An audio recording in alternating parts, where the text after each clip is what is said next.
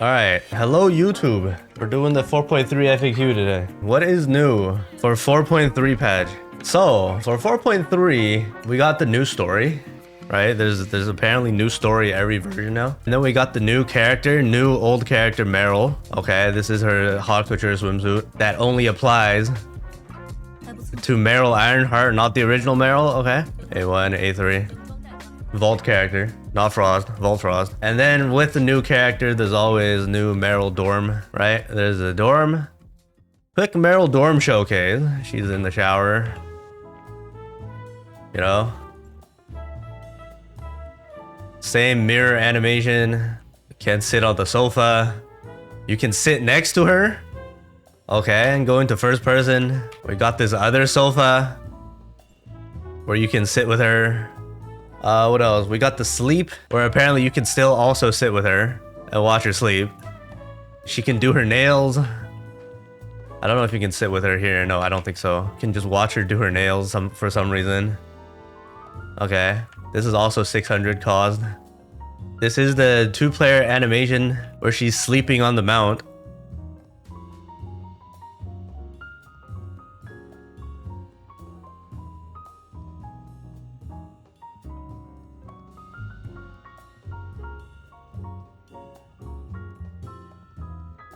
Okay, and then right here you can toggle on 2-player writing or not. We'll showcase that later. Interaction wise, you can watch her sleep.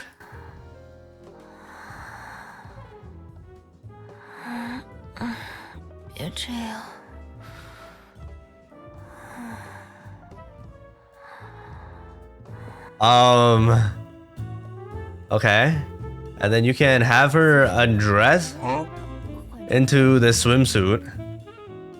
Okay. Endgame, absolute endgame peak content, okay.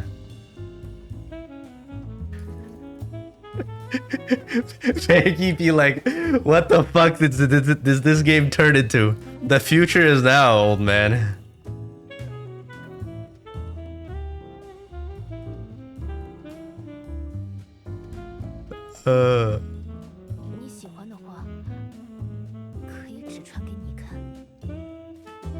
Okay, and this is apparently she will be in the swimsuit now for all of her interaction. If you go tell her to sit on the sofa now, she sits on the sofa. But if you tell her to sleep, she no longer sleeps on the bed, she sleeps on the sofa. Okay, so like there's some additional interactions here, right? So she'll be in the swimsuit now for all interactions. Also, there's a photo booth here, and then this is new. This is exclusive with her dorm. We might get this for other characters or like with players, who knows. You can take, there's like filters, there's 2-player actions, there's single-player actions.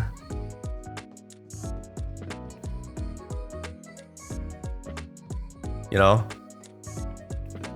And then you can also tell them to look at different angles.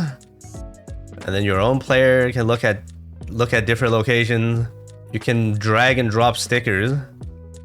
Alright, and then there's a rotation. Right, you can put like a shit ton, however many you want. And then you use this to take photos, okay? End game content. Taking photos with your characters and your waifus, okay? This is all her possible furniture. And then there's all her different clothes. Shoes. Socks. And then to change her outfit, obviously, she needs to go back. The usual. Yeah, that's it. That's it for dorm. Let's show the 2-player mount thing. So apparently on global, if you do just get this mount, the 2-player interaction, or not 2-player, but like you literally get Meryl as an accessory for your mount, and she'll be like sitting behind you, and then you guys can like spacebar. Both of you will do some sort of animation. It is this mount specifically. Right, if you select this mount in your vehicles page, there is now a riding button, right? And then you can only select Meryl or nobody, right? If you select Meryl, you can have her be in her A0 form, A3 form, swimsuit, or dorm outfit, right? And then also there's a 20% speed boost.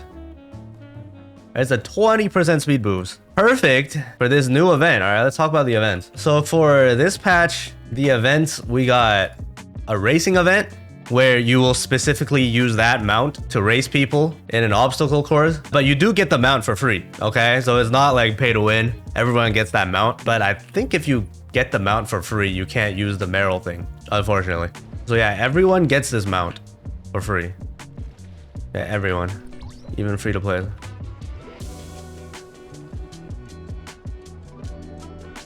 We're gonna win, right? We got this. You basically collect the speed buffs. You don't need to collect them all.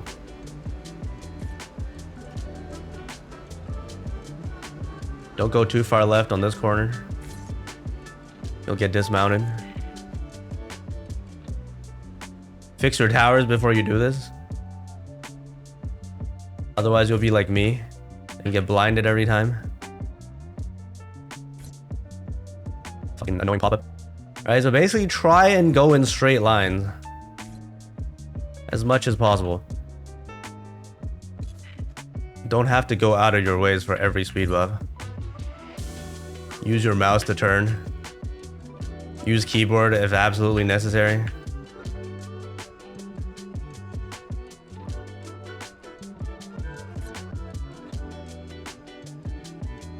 Okay, I didn't get hit by that one. Well, let's see if we made it. Are we winning? Finish on the left always, okay? The right side, you'll get stuck on the ground. First place, 128. Not my best time. Best time was 126, but it is what it is. Pretty good.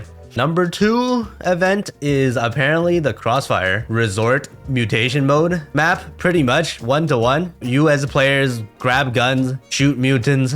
They infect you. Fuck. I can choose character. Okay, do I want to be Lucia. What does Lucia do? What the f? We have Meryl fighting me? Yo, what the shit? We got destroyed. Right, we had this event already, but this time the last few surviving players will get turned into Meryl Ironheart and we'll be able to like kill off the mutants, okay? Slightly different. The last event, it's multiplayer, 4-player PvP, PvE type situation. So you go in and everyone will load in as a like robot police thing. Okay, whatever they're supposed to be called. That's you, the one with the arrow. And then left click basically... Fuck, I missed. I'm bad. Right, left click allows you to kill these NPCs.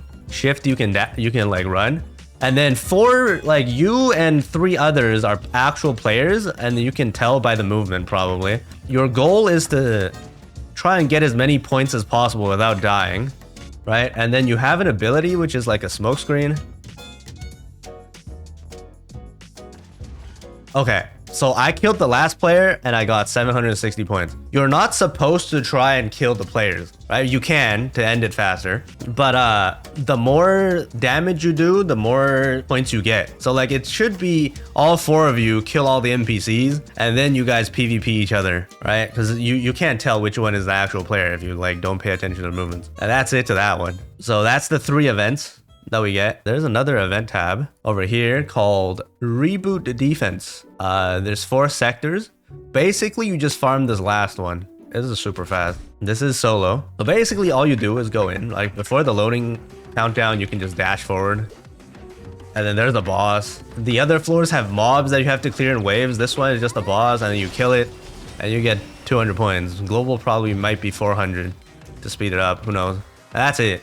Easiest fucking event in my life. And then we got the usual challenge task list, new content stuff that you gotta do. And then there's this new Mia interaction. Apparently you can lift Mia up as part of this patch, right? I still don't have it yet because it's not fully unlocked. And then you also get dorm tickets, 20 per week. And that's it to events. Moving on, let's talk about map changes. New things added to the map. There's now finally the balls toggle added to Gesthos network. This was originally you had to teleport to domain 9, use the map over there, turn on the toggle and come back over here. Then you can see the balls. The toggle is now added to the map thanks to me. I take full credit for this. But yeah, I can't see the balls because I collected them all.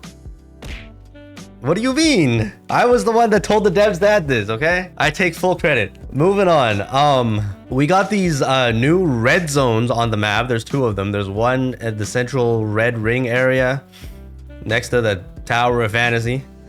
And then we got this area over here. There's supposedly control zones. So like you are able to farm kill streaks of the police in this area to build up wanted list. I don't even know what the purpose of this, but I mean it exists.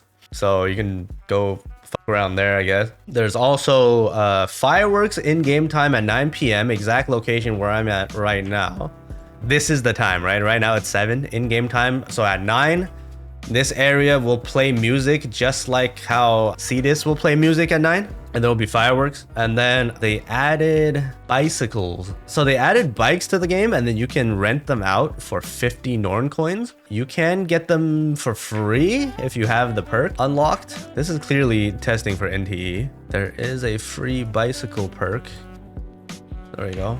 Now you don't have to waste your Norn coins. But like, I don't see why you wouldn't ride the bicycle ever. All right, so how do you ride this? You press F, the bike spawns here. And then you press F to get on the bike, like that. You have to press A and D repeatedly to pedal. And then you move your mouse to control the direction. And then if you hold A and D, you cruise or you coast.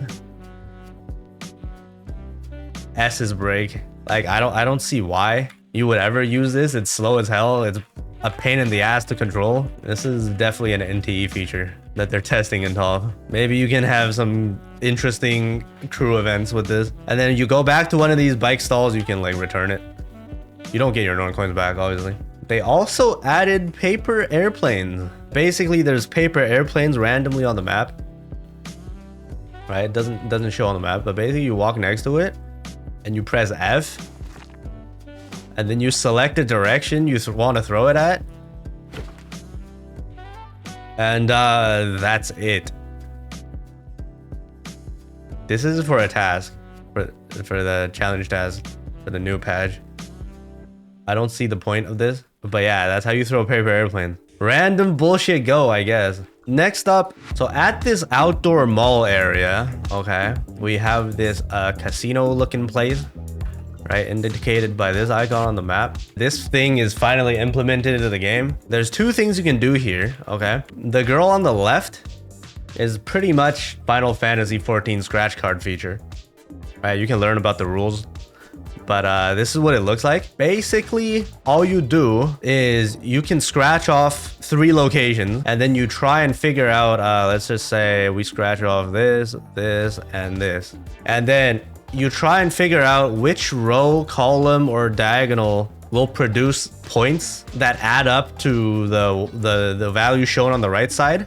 And then you get different payouts. So like you want to go for like 50 or 21, stuff like that, high numbers, and then you get paid out in Norn coins. All right, this is daily. So for example, 6 + 2, 8, 21. But then, you know, this last number will add us to some bad number. This is going to be shit.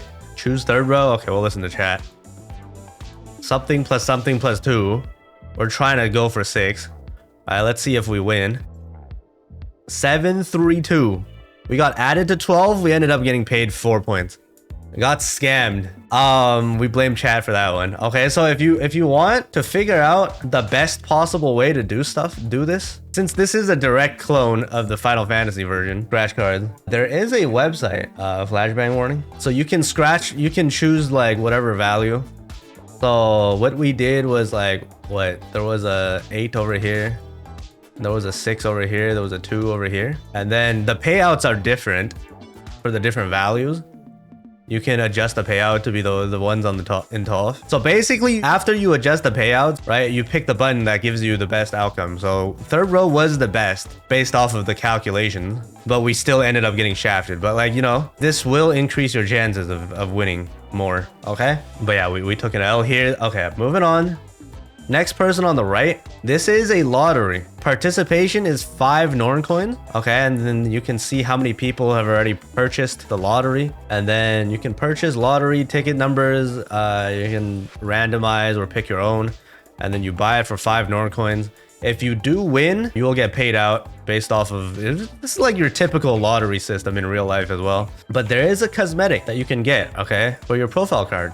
This thing, this glitter effect, okay, is unlocked through the lottery. And speaking of profile cards, let's talk about the new things added to profile cards for this patch. There is a filter button. There's a filter tab where you can add image filters to your profile. There is also a hide weapon button on the left here that will disable your character's weapons. And then besides all that, there's a bunch of new themes and colors to choose from for this patch. And that's it into profile card changes. And then finally, we got some UI changes again. So this tab didn't change, the first one, the weeklies. This is still the same. The second recommended tab got a UI change. So now there's Join Ops, there's Solo Frontier Clash. Join Ops is dead center in the middle. And then this is Dimensional Trials. And yes, Stargates got deleted, no longer a thing. And then finally, Mia Food. They regenerate at the same time, but I'm out. But the Mia Food now lasts for a whole 3 hours every time you use it. It buffs all 4 elements by 5% and reduces elemental damage by 5% for everything. So you no longer have to rely on RNG Mia Food, right? And it's 3 hours long. The casual tab got changed as well, or it didn't get changed, but all the teleports that we used to have, right, got added to the casual tab, right? That teleport tab is gone. And then challenge tab has the usual Bygone, runes, FCE, Origin of War, VA, raids, PvP stuff. That's it to the UI changes. And then global, I think, got a font update. So like the entire font for like descriptions and stuff all got changed, as we saw in the test server. All right, moving on. Next, there will be a limited time raid for global. All right, Cian just got it. It's a Scorpion boss. We'll be doing a separate guide on how to do this. It's very simple. And then the usual new Bygone floor, new sequential floor. 19 on Cian. I didn't do it. I was on 18. And then new FCE boss was her. And then solo FCE was Lucia. And then Yulan is added to standard. Yulan got added to standard on this patch. And then also there is a brand new player. I can't see it anymore. Basically, if you go here, if you're a new player or an existing player, there's a 15-day login event. There should be another tab if you still have it. That would end up giving you an SSR Selector Box. But it's only the original 9 standard weapons, so it's pretty shit and useless. All right, moving on to quality of life stuff. Quality of life.